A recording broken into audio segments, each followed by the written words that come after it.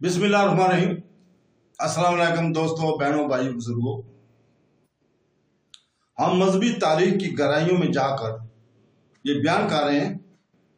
इस इस्लामी मालूमाती और तालीमी वीडियो में एक दिलचस्प सवाल की खोज करती है कि किन कौमों ने किस नबी को अल्लाह का बेटा मानना शुरू किया। बारीक बीनी से तहकीक और तजज़िये के जरिए हम सकाफती, मजहबी और मुआशरती अवामल के पीछे जाल से पर्दा उठाते हुए जिन्होंने इस अकीदे की नशोनुमा में अहम किरदार किया, मुख्तलिफ कौमों के बयानिए और नुक्ता नज़र का जायजा लेकर हमारे मुक़द्दस इस गहरे तसव्वुर के मतवा तशरीयात और तफहीम पर रोशनी डालता है।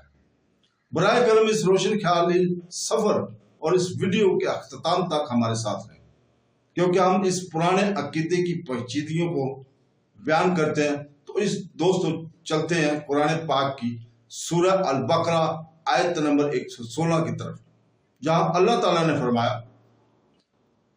और मुशरिकों ने कहा अल्लाह ने अपने लिए औलाद बना रखी है, वो पाक जात है, जब वो कुछ आसमान और जमीन में है सब इसी की मलकियत है, सब इसी की हजूर गर्दन झुकाए हुए हैं।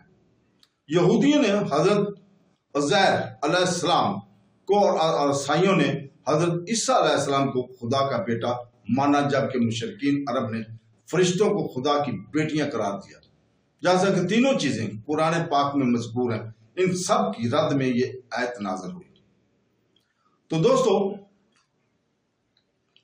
किसी की औलाद इसकी मलकियत नहीं हो सकती, और जब आसमानों और जमीन की हर चीज अल्लाह ताला की मलकियत है तो इसी की औलाद कैसे हो सकती है।